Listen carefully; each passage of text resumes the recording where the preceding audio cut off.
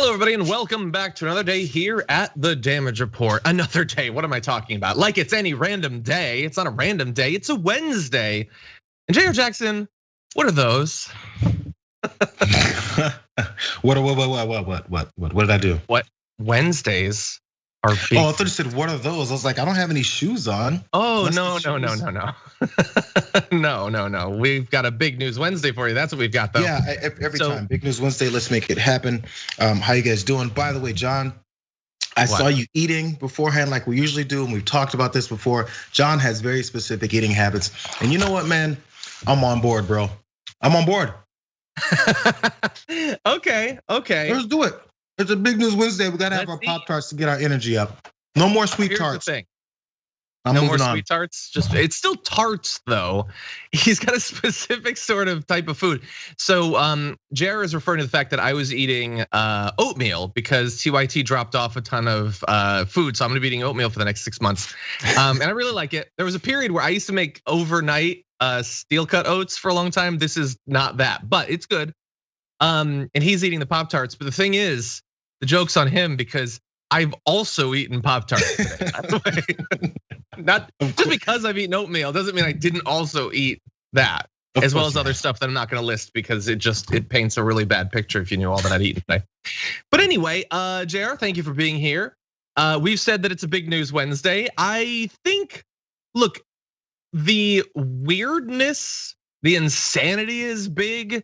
The danger coming to a number of states is certainly big, so I think that this is gonna qualify. The only thing I wanna take issue with is that you chose blueberry? Oh my God, that's like the next one after cherry. By the way, cherry is in the cupboard, so don't lump those it's together. Definitely in the house. What are you talking? Wait, what are you supposed to lump it with? S'mores or something? What, the cinnamon sugar one? Cherry's top tier. Well, that's the best. No, the thing for me is that maybe it was just the schools I grew up in, but like they would have strawberry, blueberry. That's it. And so as a kid, I burned myself out on those and couldn't take any more. You're falling for nostalgia. That's I'm new to the game. I might as well get in on the ground floor. Okay. Well, I'll give you some of the limited edition ones soon. Anyway, thank you everybody for joining us. This is a daily rundown of basically all of the breaking news having to do with Pop-Tarts. And so we appreciate you being here. Please hit the like button and share the stream if you haven't already, because we got a lot that we're gonna be going through. And as we do that, you can send us comments, whether on YouTube or Twitch, super chats, tweets, whatever. You wanna duet with us on TikTok? I'll get the notifications. I'll see that you did it. There were some great ones yesterday. I did a TikTok about Texas. Anyway, with that, why don't we launch into this thing? Hey everybody, the pandemic's over, at least according to a couple of states, red states. That's Greg Abbott over there. He's the governor of Texas, and apparently everything's cool in Texas because yesterday he tweeted, "I just announced Texas is 100% open, everything." I also ended the statewide mask mandate. So I don't know, it almost seems like a guy who's confessing his crimes. But the thing is that we live in a country where what he's doing, although it will kill far more people than even the most ambitious serial killer could ever expect to be able to pile up, everything he's doing is legal, I guess. And so that's what's happening. And it's not just Texas, although we will be focusing on Texas. Shortly after that announcement, Governor Tate Reeves announced that he would end Mississippi's statewide mask mandate effective Wednesday of this week, so like now. And look, Greg Abbott said that the reason that they could do this is because they are at a 4-month low in Texas for cases, hospitalizations, and deaths, which is good to see those numbers go down. They're still not great nationally though. So let's take a look at the most recent numbers. You can see there that tests are regrettably lower, and we'll talk more about that. Cases have certainly been falling, but the fall has kind of stopped. And you'll note that the number of cases per day, which has stopped falling, is still as high as that second peak was. And you know what? You know what we did nationally right around then is we started reopening, and you know what happened after that? A whole lot of people died in places like Texas.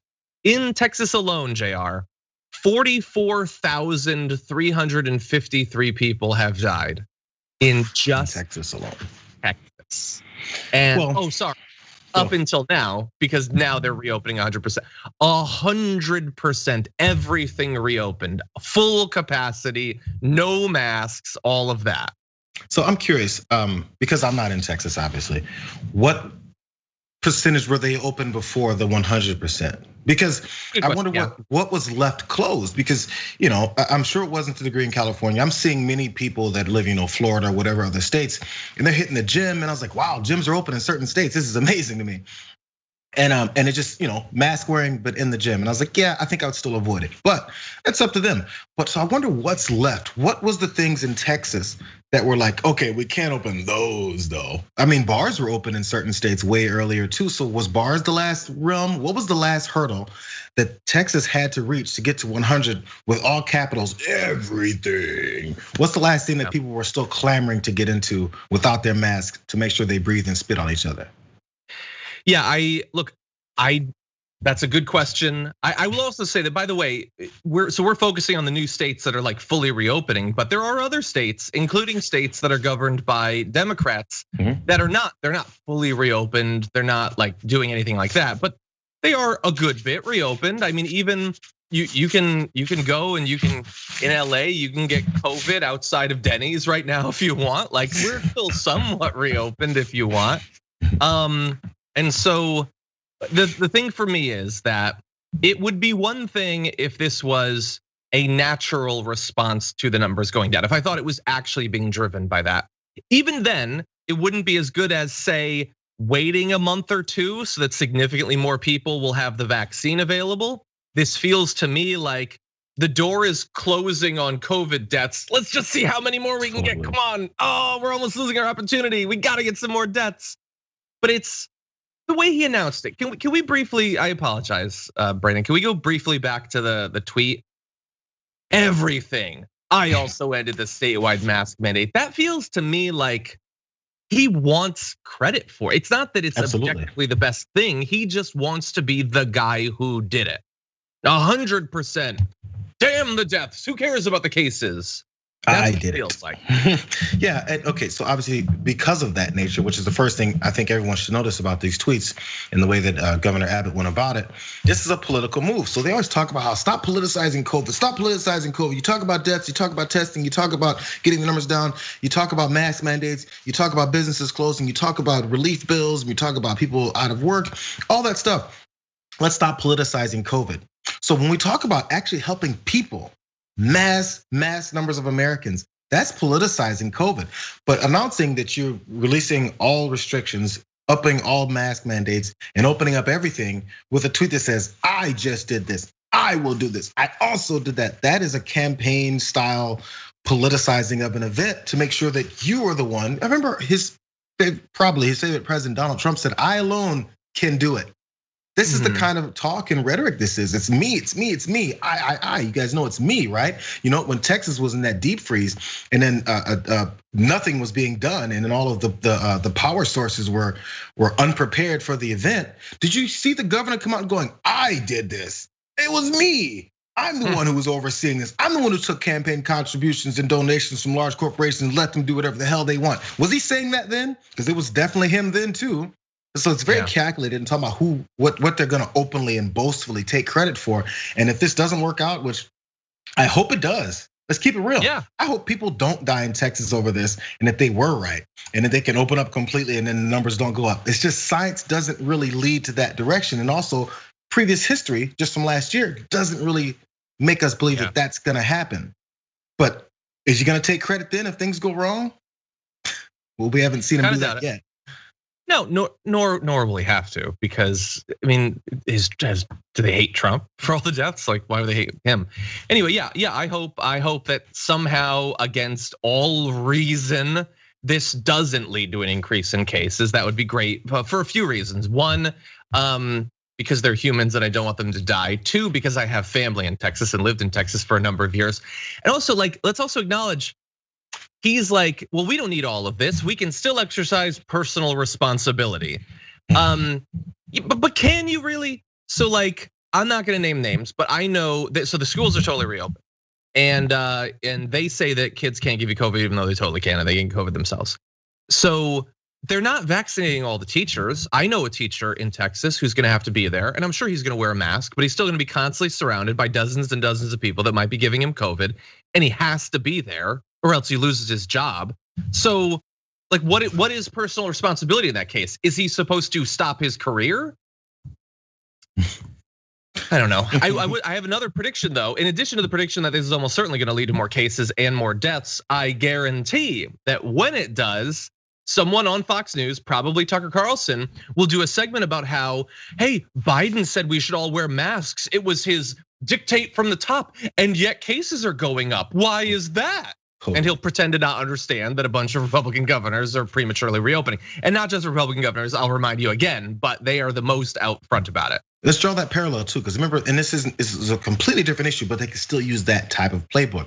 When Obamacare was out, and then all of the states had to accept the Medicaid exchanges and make sure that they took in the money. Many of those states, Republican states, rejected it, and it made it worse. It made their healthcare situation worse. It made Obamacare much more ineffective in their state. And after that happened, they look at Obamacare failing in my state. Bro, you gotta accept it. You can't reject the aspects of it and then say, oh, how dare this not work? Look at this bad plan. Yeah, the bad plan was leaving it up to you to accept the parts that would be helpful. That was the bad part of the plan. So the same way in this, just like you were saying, though things will go badly or could go badly. And if they do, then we're gonna go ahead and blame the Biden administration for what they did, somehow unrelated to this, because no one has to think clearly, no one has to have a real direct line of thought process anymore. It just doesn't matter. Exactly. Now, really just a couple other little tidbits of news that you should know that could play into this. There are, of course, more contagious variants of the virus that are circulating in the country. That has the potential to push case counts upwards. So it's a great time to just tell everyone to go out there and not wear masks anymore. Also, testing has fallen 30% in recent weeks, which is both objectively bad, but also when you have new COVID variants ripping their way through America, you probably wanna be doing more testing to track that down as quickly as possible rather than less. And I also want to read one quote from the director of the CDC who said, please hear me clearly. At this level of cases with variants spreading, we stand to completely lose the hard-earned ground we have gained. Every time. Yeah, we still have like 60,000 cases a day. Do we want an April with 100,000 deaths? Because this is how you get an April with 100,000 deaths. I hope against, again, all reason that doesn't happen. But if the Republican governors in Texas and Mississippi are doing this, other Republican governors are gonna wanna get on that gravy train. They're gonna be pushing for full reopenings. A big state like Texas starting this, and we see how Mississippi followed suit, and that's exactly the way it could work. Now let's think about it also. My last thought on this. This is the way just humans are. You don't have to be a lib or a conservative or a red and blue state person, any of this stuff, to just be a human, especially an American right now. And we just kind of go with the flow of how things feel. It's like traffic. If everybody's speeding and you're kind of going with the flow, next thing you know, you're going 80 miles an hour, you're like, whoa, I didn't know I was going this fast. But everyone is kind of relaxed. I've relaxed in some of the things I was doing last April, not completely, but there's some things that I don't do as like everything my finger has touched. I'm gonna make sure that that's in my pocket, all that type of stuff, you know. But in general, if you're releasing all of these restrictions and saying wide open, everything's back to normal, human nature is, even when they're not at the grocery store, whenever they're not going to the gym, people are just gonna be like, everything is fine again.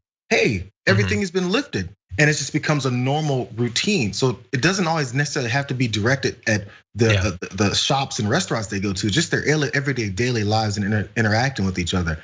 It could be a problem. Yeah. We're gonna see what's going on with the audience and then move on to other news. That's lighter, kind of, yeah, a little bit. So let's see what's going on.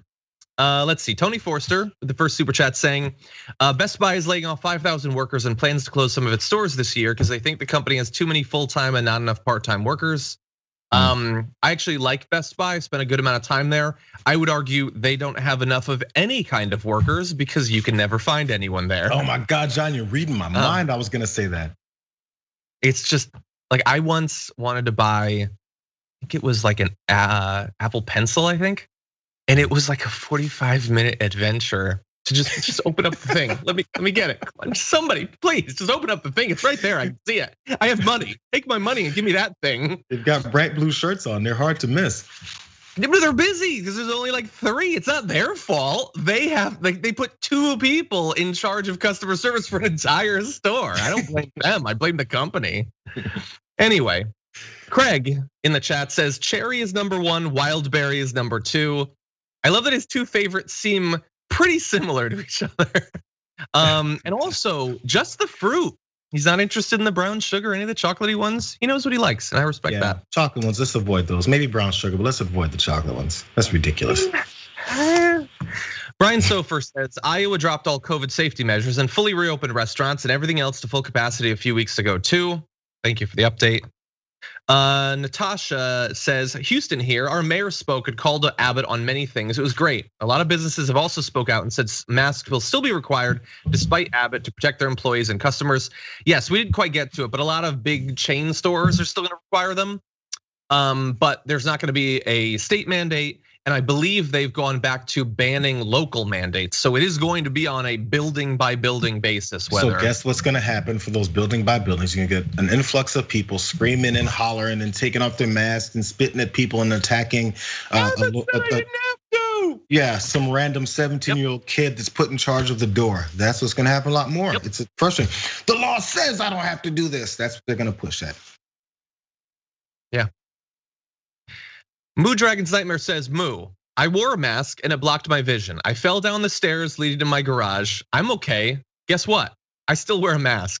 I thought at first that was like a parody of like, this mask is stopping me from doing anything. But thank you for still wearing your mask and please be careful on the stairs. In the Twitch, Bart says blueberry number 1, brown sugar number 2. Look at him trying to get both me and Jayar to be fans of him. Nice work, Bart. He's a politician. Exactly. Over on Twitch, Obi-Wan Kenobi gifted a tier 1 sub. Thank you for that. Simalin did as well. Tandy B did as well. 2 of them. Thank you for that. Odin Dev subscribed for the 3rd month and says, glad to be here. You are the best political commentary. Thank you very much for that. It's very nice of you. Mordecai is here for 2 months. Ian of the Shire for 3. Cool name, by the way. Obi Robe, which is a great name, is for 2 months and says, I love watching TYT on Twitch and have officially made the switch. You're so awesome, John. I listen every day. I don't know if anyone has it, but can I be the drama dragon? Thanks. I don't think so, but I like that one. So simple. You gotta prove your drama though. You gotta make sure. Exactly, but not like don't cause drama in the chat, but in your personal life, sure. And then let's see, the real Pac-Man would like to be the smoking dragon. Feel free, but watch out for your health. Andy from Ohio says, guys, we are powerful. I had Pop-Tarts earlier. I love that that's why we're powerful. And let's see, Obi-Wan Kenobi says, brown sugar cinnamon is the only edible Pop-Tart. Yeah, I said it. Come at me, bro. And I think that's directed at Jayar, actually. The brown sugar, I was willing to accept the chocolate ones, which I still haven't had. I'm sorry, I'm not gonna accept it. Okay. I don't know. What people don't talk about is like on a Pop-Tart, there's the topping, there's the filling, but the actual like tart part, there's not one type of that. There's a few. They don't actually ever acknowledge that, but depending, like the brown sugar cinnamon tart is not the same as the one that's in like the cinnamon buns or the blueberry.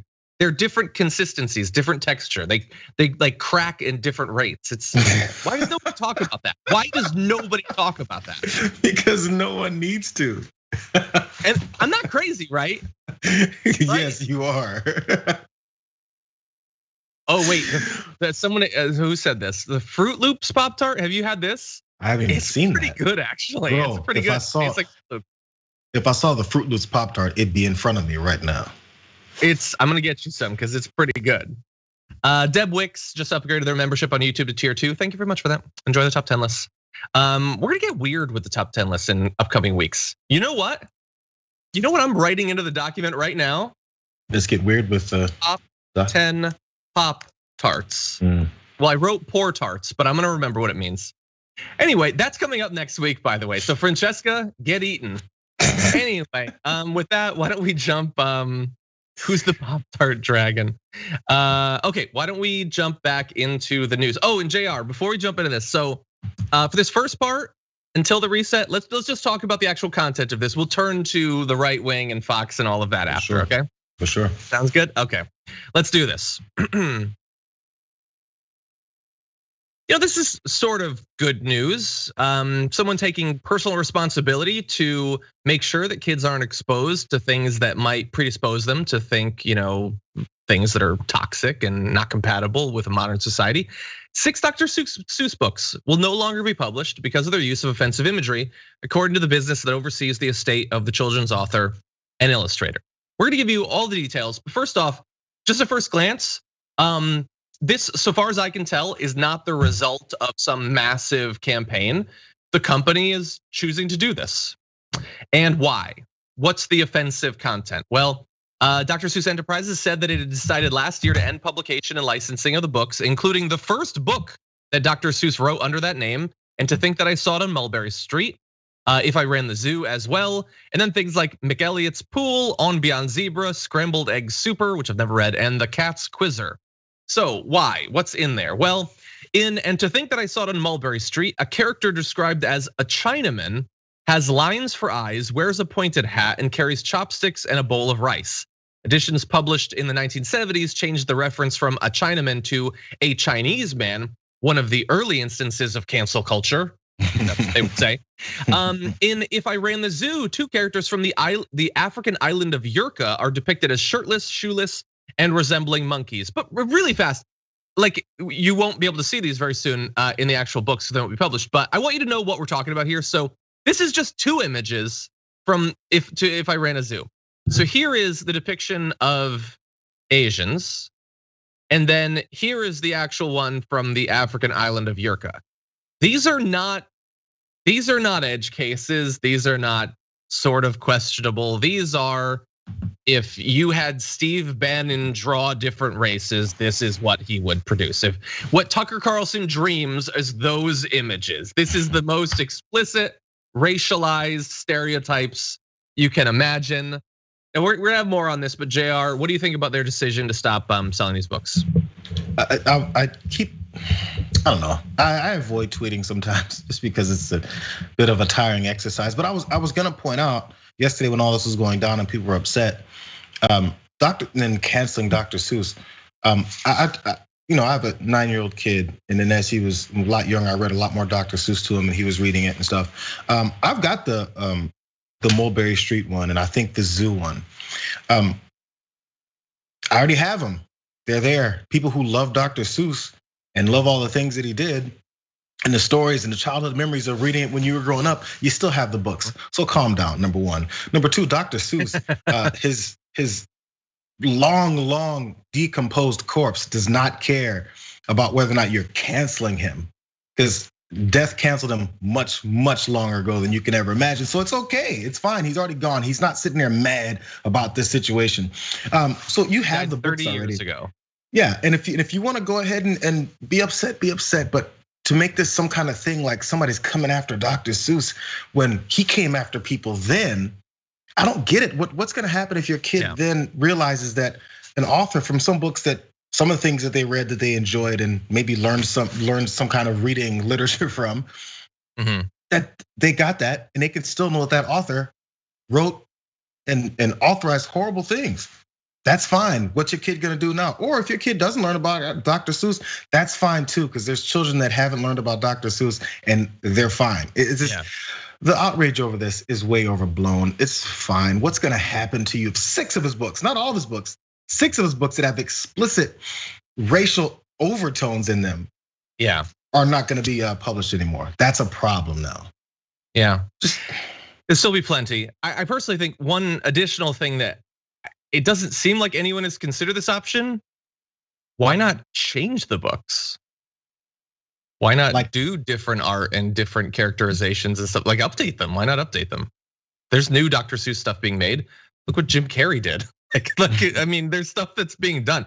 But anyway, so you pointed out, people who already love it already have the books, and if you didn't buy them up until now, you didn't really love it. Exactly. I will also say some people don't get what the big deal is.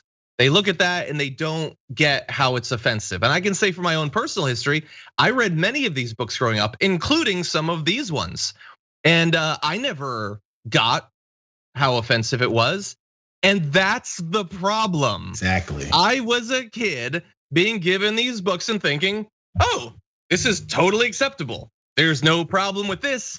That's not good. That's not, no, you don't want that. And so like absent, and then by the way, they also, the right, and we're gonna get into the right soon, they don't like disclaimers either. So if you added a page to this book that said, hey, some of this imagery and characterization totally offensive now from a like a modern sensibility.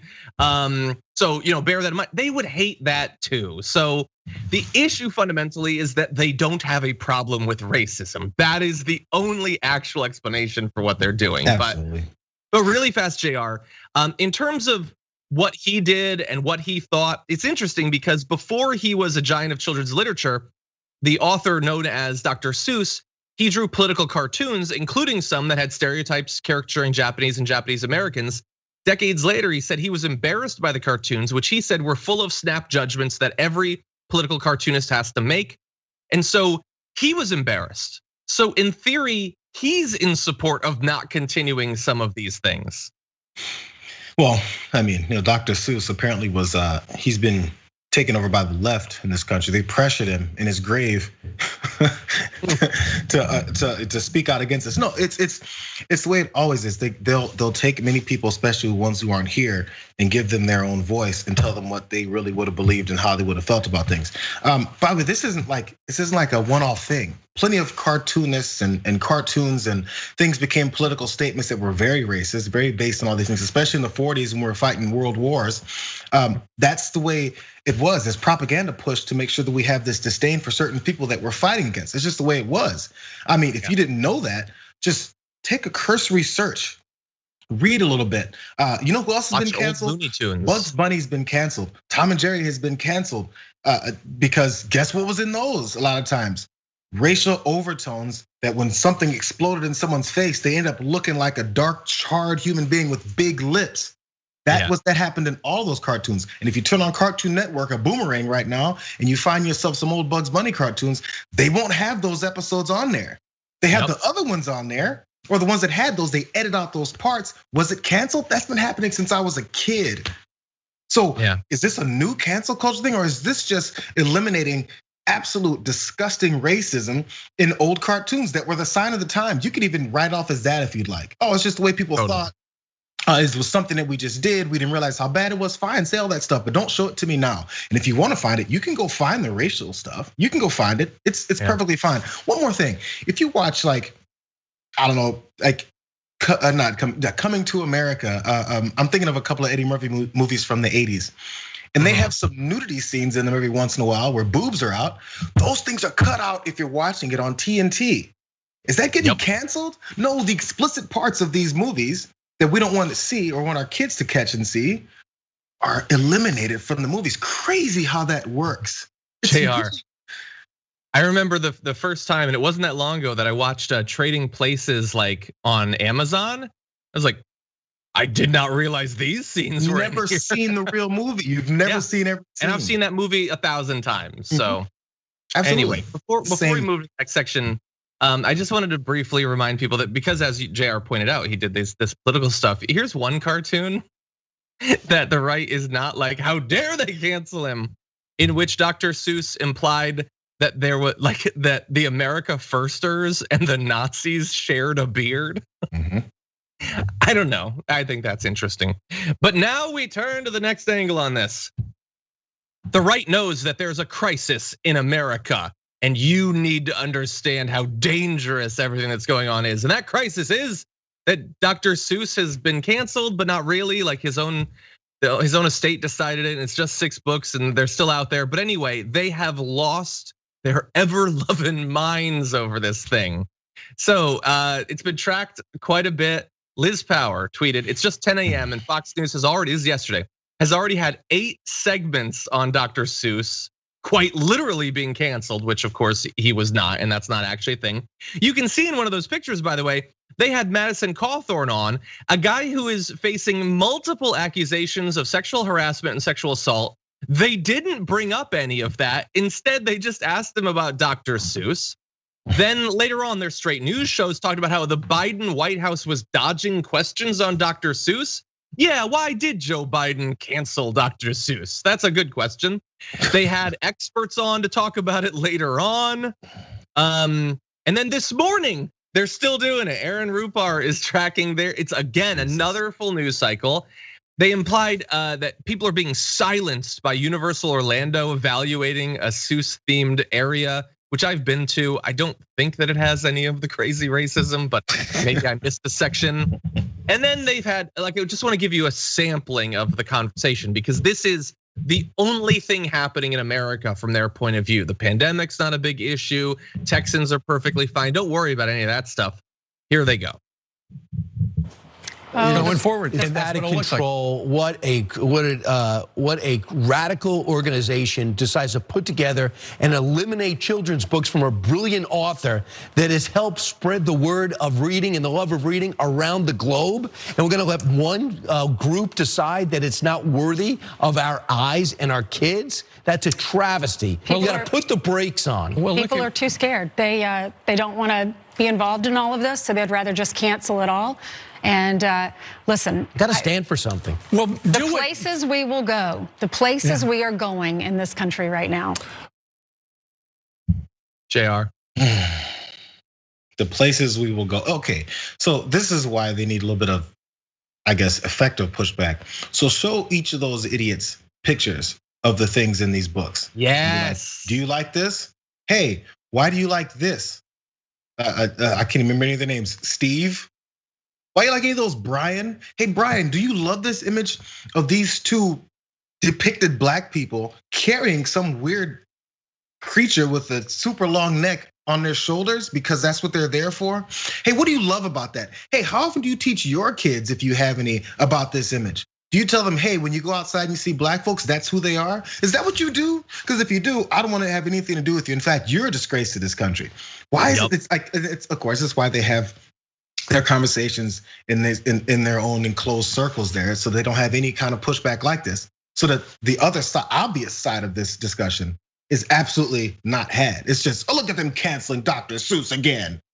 Is this, are you saying that's all Dr. Seuss was, right? Because you said this is all it has to do with anything, because he's been canceled. You can't find anything of Dr. Seuss ever again. And the love of reading just doesn't exist without Dr. Seuss. There's no other author in the world but Dr. Seuss. Hey, my child, if he doesn't read Dr. Seuss, he just doesn't know how to read. Shut up. I'm so tired of this. No, it's a devastating point. How cowardly of them that they will talk about this for multiple days in a row. And I bet they will never actually show those images. And if they do show those images, they will never have, I'm trying to remember her name. I don't remember. There's Ducey, there's Kilmeade, and there's see, it's contagious. I don't remember her name. But anyway, I barely remember Kilmeade. Sometimes I call him Gutfeld. Anyway, they will never say, there's the image, here's why I think our kids need to still see this, with no added context. They will never actually do that because they are cowards. They want to talk about this as some sort of example of cancel culture, but never actually engage with why that's what we should be teaching kids. Absolutely. Instead of just other Dr. Seuss books, which we could be teaching them. Books that, for instance, focus on like being opposed to like, military escalation and things like that. I doubt they'd actually want us to focus on that. No, they'll just speak in incredibly generalized terms hour after hour after hour without saying anything. It's the sort of situation Dr. Seuss would have written about, actually. And I just tweeted, I think one of the reasons they're so, like, they can't get past this is, like, it's like a 50-50 chance that that's the last books that Kilmeade read, honestly. Like, he doesn't have anything else to go to except Dr. Seuss. They certainly haven't read Harry Potter because it's about witchcraft.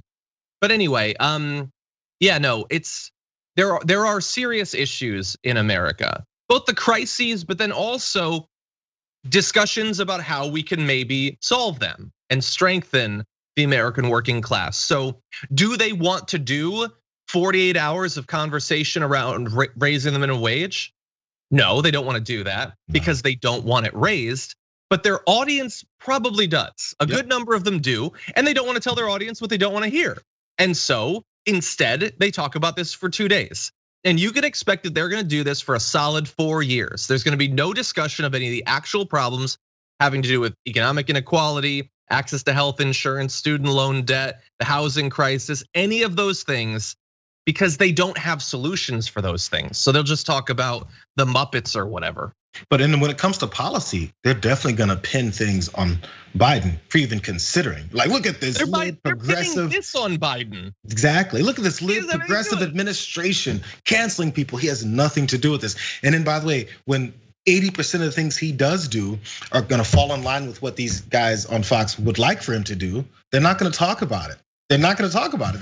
That's why they have to fill it with things like this. Because unless you're upset about something he's doing, and in many cases he won't be doing those things that you would get upset about, you gotta find something else to get upset about with him over. Because policy ain't gonna cut it. I mean, when Democrats go engage in more wars, when Democrats continue to screw the working people over, you don't see Fox going, look at the Biden administration screwing over workers again. No, they're not gonna do that because they agree with that part. They gotta find something, and this is just enough. Yeah. The Bears Den says, imagine if Biden had been wearing a tan suit. He should wear a tan suit. Let's see if we can make them do a full night's news on it.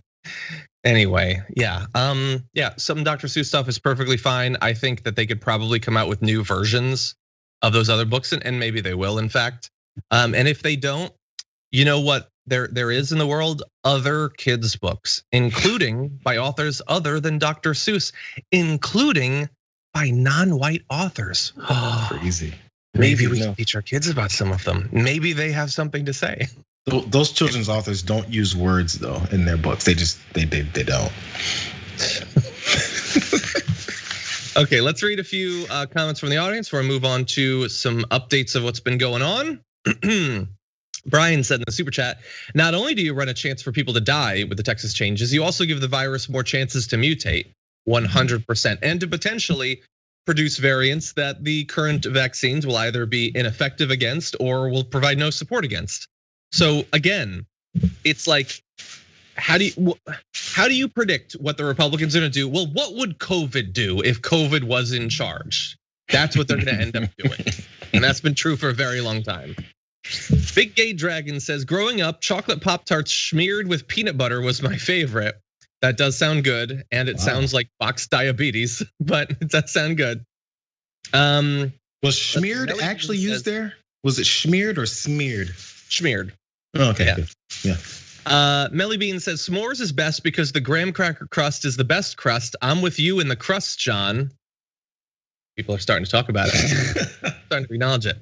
There's two things that are unjust in the food world. One, nobody acknowledges that the crusts are not all the same. Two, Ben & Jerry's lies that they still sell cinnamon buns ice cream, and they do not. And I don't just mean that they generally lie. They lied to me specifically on Twitter when I tweeted about this, and I still can't find it.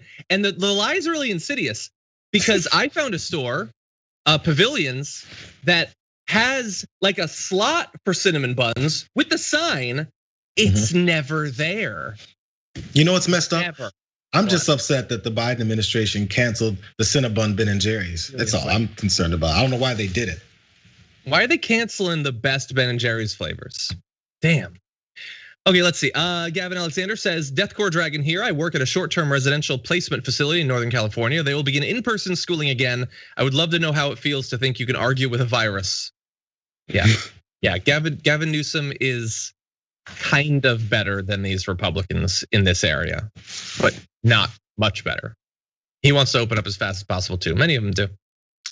Greg Jones. By the way, listen, everyone wants to open up as fast as possible. I'd like to open up as fast as possible. Every time I drive by the gym you and I used to go to, John, I go, damn it, I wish I could go into the gym right now. Nobody walks around and says, oh, I love this, man. I can't wait to sit at home for 12 more hours. This is great. I'm totally not burnt out on Netflix and Hulu and Disney Plus and every other damn app that I'm watching every day. I'm not burnt out on that at all. I'd like to sit here for the rest of my life. Nobody's saying that, but how do you get there sooner? Jesus, it's such a simple. Yep. Okay, moving on, John. Yes. Oh, we didn't read the stats. Oh, really fast. Let me just mention this. Okay, this is fascinating. Maybe we can put this into the first Dr. Seuss thing. Okay, here's what the stats show. Of the 2,240 identified human characters across 50 different Dr. Seuss books, 2,240. There are 45 characters of color. That is 2% of the total number of human characters. But as I continue, you'll probably end up wishing that it had been lower than 2%, because of the 45 characters, 43 exhibited behaviors and appearances that align with harmful and stereotypical or Orientalist tropes. The remaining 2 human characters are identified in the text as African, and both align with the theme of anti-blackness. It's also important to note that each of the non-white characters is male, all of them, and they are all presented in subservient, exotified, or dehumanized roles, especially in their relation to white characters. There is no non-white female character in any of the books, and maybe it's for the best that there wasn't, because God only knows what it would have looked like. Yeah. Anyway, that is fascinating. And as a kid, I didn't notice that, and that's the problem. And a kid that doesn't notice it, that isn't told about what reality is, will grow up lacking a complete, entire realm of reality. It's just, and then we call those people conservatives. I'm sorry, that's too far. Oh my God. I take it back. Okay.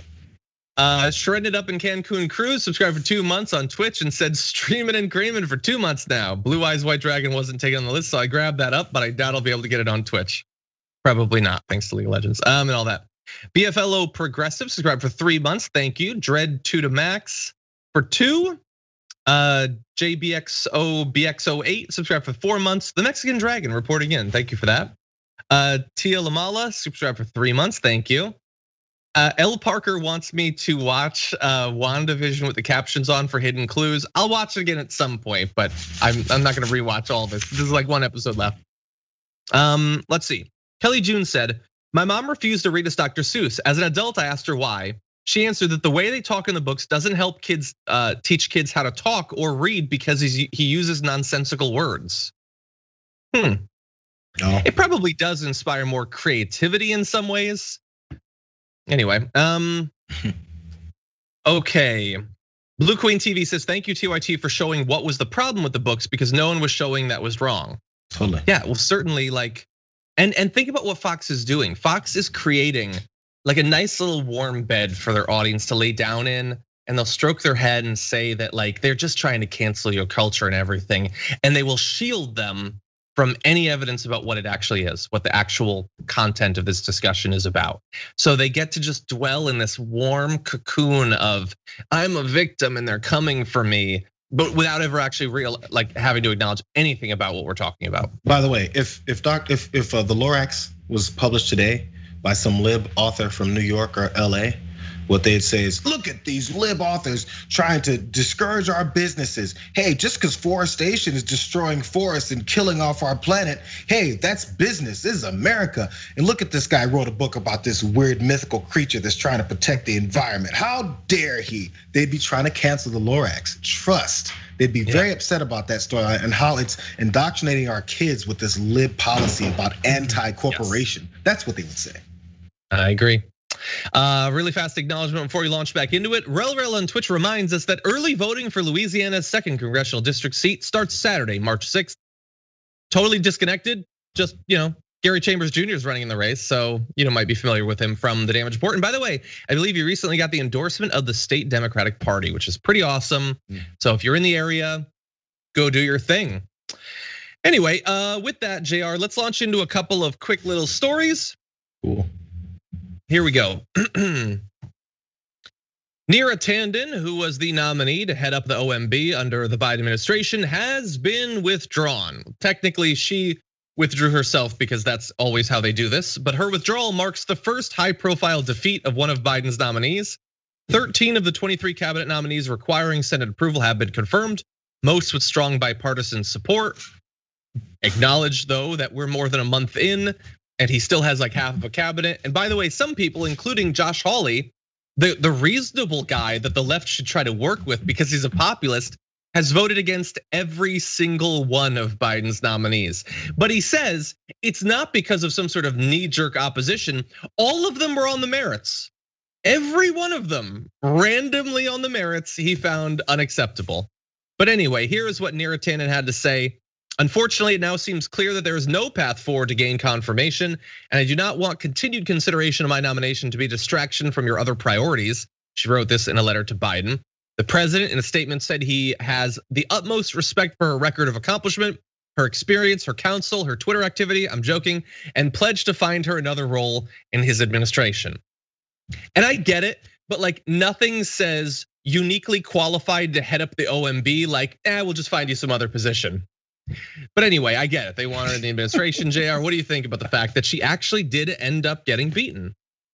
Yeah, I don't know why. I feel like things should always come to its full conclusion. And maybe that's just the way politics works in this country. And you can't just actually see the results of the process. Hey, if enough people are gonna vote against Neera Tanden, have the vote. I never understood why we have a vote before we have the vote. Isn't that what the vote is for? To have the vote?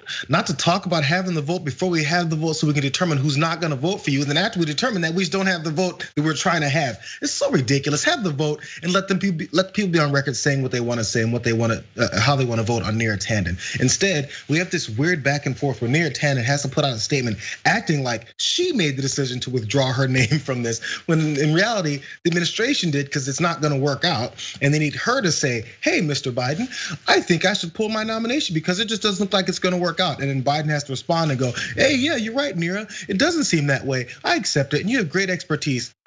Let's stop with this back and forth. You weren't gonna get it. We panned for it, we looked for it, you tried to campaign for it, it didn't work. Just say that, have the vote and let them finish it off. It's a waste of time to me to have these weird back and forth letters between two people who are trying to work together. Why are they having back and forth letters like they have no contact? Like you're writing a letter from Albany and it has to get sent all the way to St. Louis or something. It's so weird. I'm horseback.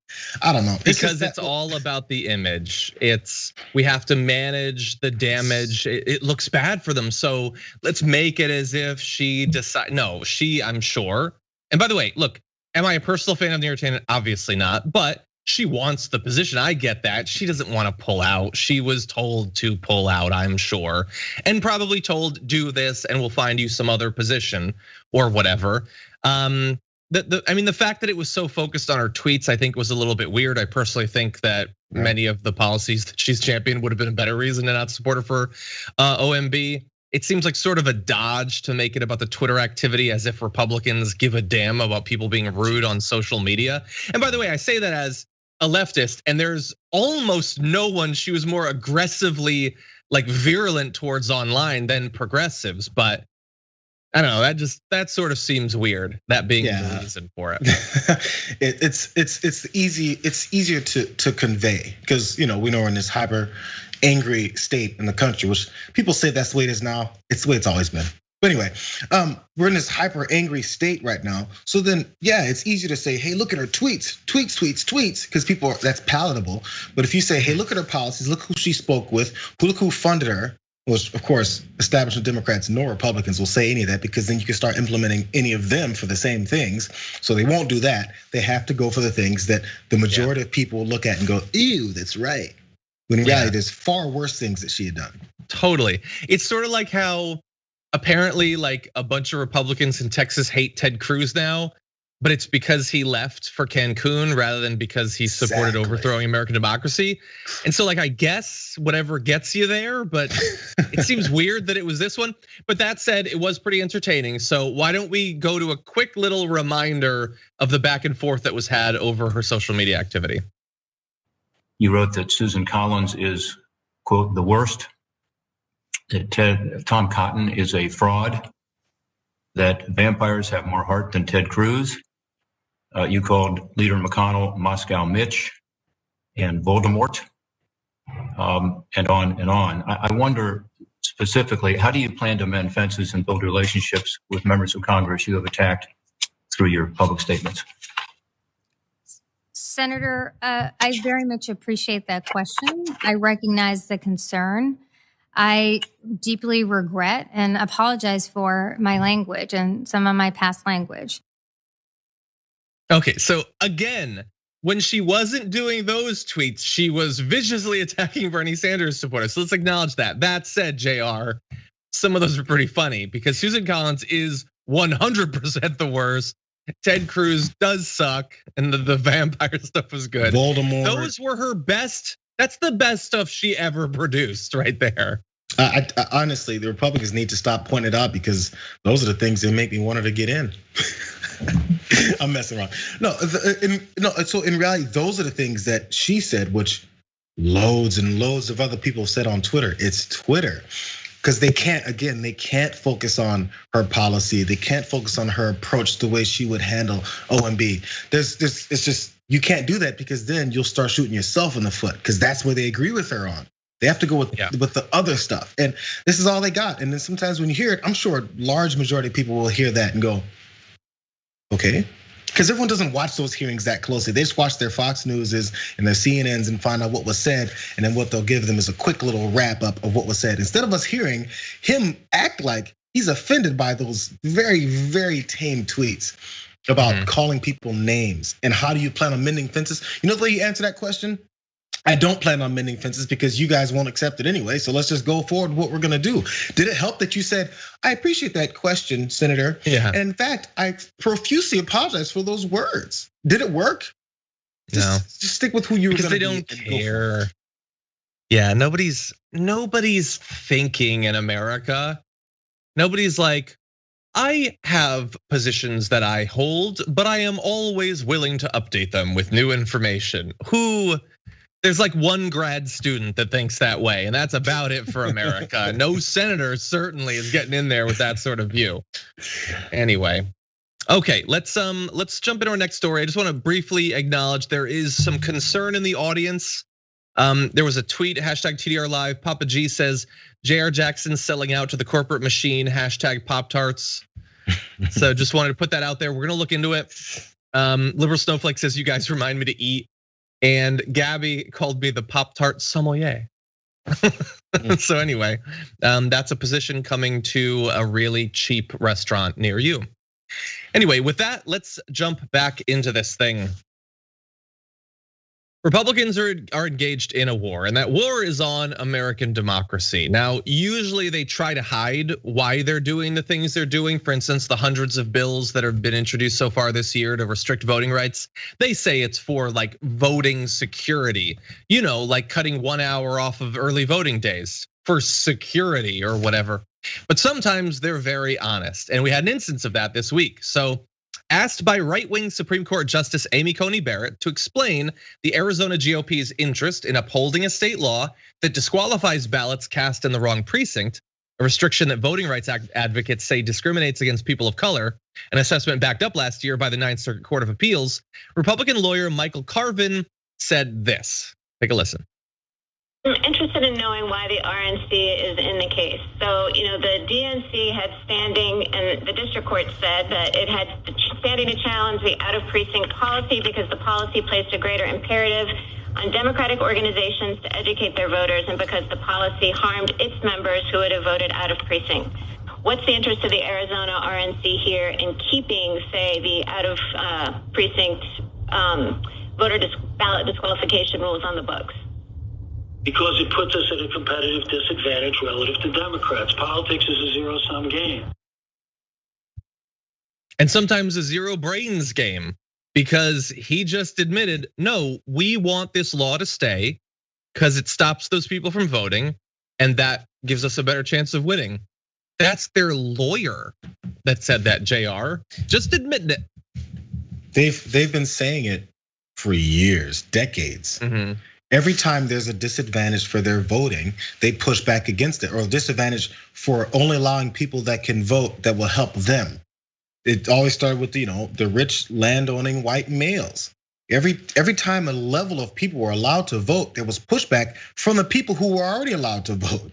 So women getting a chance to vote. Oh no, women are supposed to be in the house. What's wrong with you guys? They don't have fully functioning brains. They don't really live in the real world. They take care of children and they cook and they clean. How can they vote for a politician? They're too stupid. Hey, when black folks get an opportunity to vote, hey, they're too dumb. You know that they don't have fully functioning brains. We just realized they're full human beings, but we're still not sure yet. They don't deserve those same rights. It's always the way it's been. And then after you lose the battle of whether or not they're human enough to vote, then you have to start doing it behind the scenes like this. Yep. And it's always been the case. The more and more people get to vote, the fewer and fewer people that have traditionally been in power get to stay in power. And guess what people in power want to do? Stay in power. Yep. So it's gotten to the point where they just say it out loud because they're not really sure how else to say it. They've tried many other ways and it easily gets debunked and exposed. So now just say it. Paul Weyrich, I think I say it every time. 1980, 1979, 1980. I think it was at the RNC or something. It was a huge Republican event. Some big thing, yeah. I don't want, it was maybe it was a political a speech for a particular group. I always forget where it was. I don't want people to vote. Paul Weyrich, head of a big portion of the Republican Party. I don't want people to vote. The fewer people vote, the more we win. It's just the way it is. That's the way it's always been. So, I mean, the only difference is people willing to pay attention to this and understanding everything they do is based on making sure that fewer people vote. That's why Mike Pence just came out of the woodworks just to write an op-ed about how horrible the election was that led to the insurrection, the talk like this, that led to insurrection that was looking to get him killed. The only thing more important than his life is preserving the Republican mantra that elections need to be narrowed down to just a few people that will vote for us. That's what Mike Pence is concerned about, not his life. This is the most important thing to the Republican Party because it's how they stay in power. Yeah, I think like they've been, viciously opposed to people voting for a very long time. But one of two things is happening. Either the Republican base is becoming more comfortable with just out and out, just saying we don't want democracy, we don't want people voting. Like you can restrict rights, even if it restricts mine. I don't care, as long as the end result is more Republicans. Or Republican elected officials are just getting that the base already believe that. I would say it's probably a combination of the two, because they can just freely say it. They can do bills that are far more expansive in restricting voting rights. They can make. It's one of the only policy areas they talk about is voter ID and things like that, because they know their base is okay with it. They don't need to trick their base into supporting an anti-democratic party. Their base isn't interested in democracy. They want continued white supremacist domination of American politics, society, and the economy. And they will support the party that will do that. Yep. If that party stops some voting, so what? They're mostly stopping non-white voting. So I don't know. I think either they're more in line than they used to be, or the politicians are just getting that they always were in line. Apologies for botching the statement. I looked it up. Paul Weyrich in 1980, head of the Heritage Foundation. He's one of the founders. I don't want everybody to vote. As a matter of fact, our leverage, speaking to Republicans, our leverage in the elections quite candidly goes up as the voting populace goes down. So if the head of this organization says we want the voting populace to go down for us to win more, what makes you think that they don't follow that? It was just said in jest. Yeah, and super fast to give you an idea of the particular thing that's under debate right now at the Supreme Court is effectively if you vote in the wrong precinct, they're going to throw out your vote. Are you legally allowed to vote? Sure. Are you supposed to have rights to vote? Sure. Is there any philosophical reason why we shouldn't just apply your vote to the right precinct? No, but it's a convenient way to get rid of some types of voting. And what types of voting? Well, in 2016, for example, the rate of out of precinct voting in Pima County was 150% higher for Hispanics, 80% higher for blacks, and 74% higher for Native Americans than for white voters. Across the state, racial minorities voted out of precinct at twice the rates of whites. So if you ban it, will you ban some white conservative voters? Sure, but for every one you do there, you'll ban 1.5 to non-white voters. And that is the Democratic math that they're interested in and nothing else. Absolutely. Now, we have only moments left, so let's roll directly into this last story. It should be a brief one. Just wanna put a little pin on a story we talked about earlier.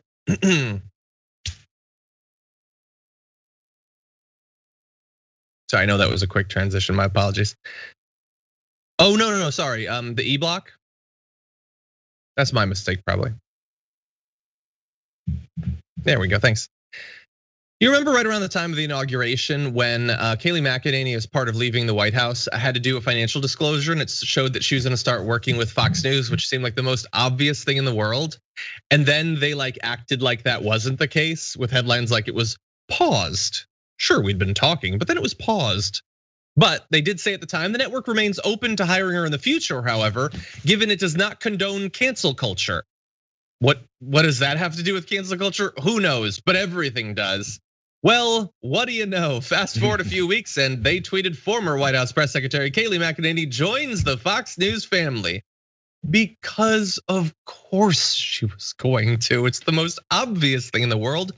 Jayar, why do the little song and dance and pretend like you're not gonna pay her to lie for you in the same way that she was doing basically for free while she was being paid for Trump?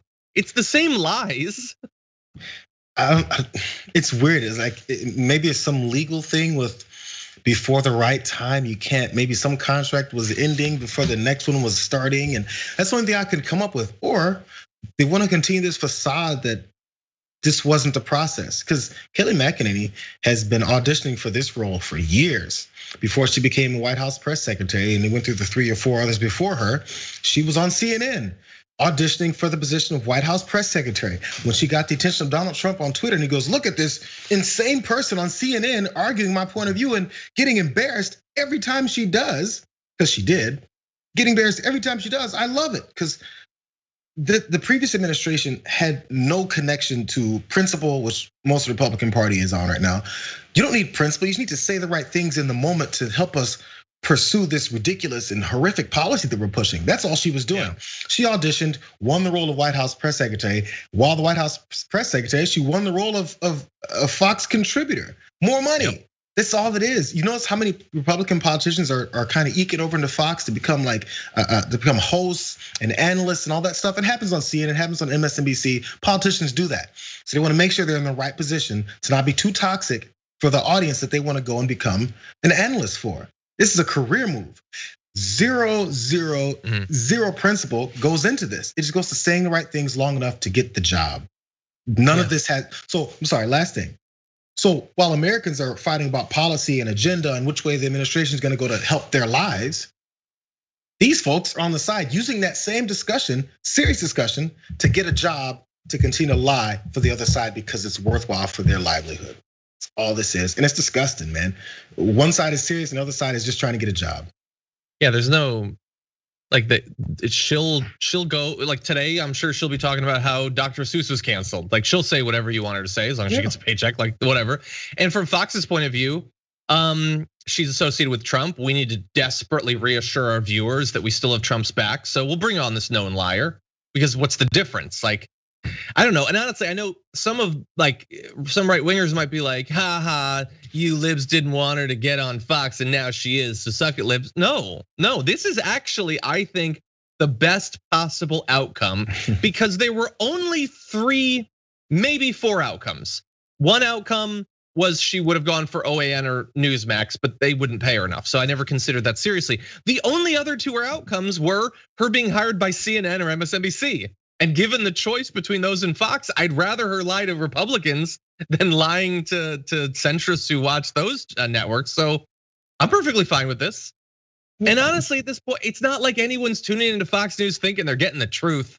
They deserve Kayleigh McEnany. This is who they should be listening to. Well, we've seen what happens when someone on Fox News starts saying something that is anywhere near reality. They got mad at Chris Wallace because every once in a while he says, hey, so that doesn't make any sense. You know what actually happened in this particular situation? Republicans are at fault. If he says it, they go, what's wrong with Chris Wallace? How dare he's on my channel? It's not about getting the reality. It's about getting reinforced the lies that you were told before, so you can continue to sit in your bubble and believe the nonsense that you were told. That's what the audience is there for.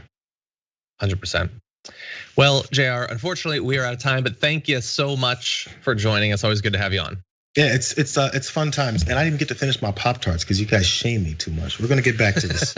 I couldn't wait. I've been sitting in front of me this whole time. I've been looking at it. Every time I talk, I'm like, Pop-Tarts. My God. Anyway, thank you. Stay safe out there, aside from the damage that the Pop-Tarts are doing to you. Okay, everybody, let me read just a few of your comments before I close things out. I did want to say, where did I put it? Proud Gay Boy Dragon says, hey, Dragon Daddy, today's my birthday. Can I just get one happy birthday from you? You can. Happy birthday to you, Proud Gay Boy Dragon. Thank you for watching the show. Let's see. Free Spirit Dragon Mama says, happy, funny, ironic, big news Wednesday. So as I'm literally calling Harper and Dr. Seuss today to cancel my exorbitant tri-monthly $5 book club, $350 later, Fox News made me feel bad about it. Well, Well, but they're not going to be selling the books anymore. So maybe you should support that. It's totally up to you. And it sounds like they're charging way too much for a few bucks. But anyway, let's see.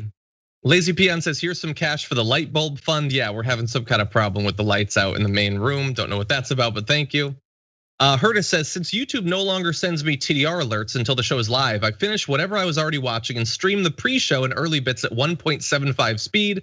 Basically 2 times faster, 3 times funnier. Okay, that does sound funny. I mean, at least for the full show, we always start at the same time. So that should help. Set an alarm on your phone. There you go. There's your notification. Anyway, thank you. Ray Allen says, do you eat your overnight oats with your overnight coffee? No, I don't make that anymore. So normally the only thing I have for breakfast is the overnight coffee. The overnight bathroom coffee. Living a classy life. Anyway, let's see.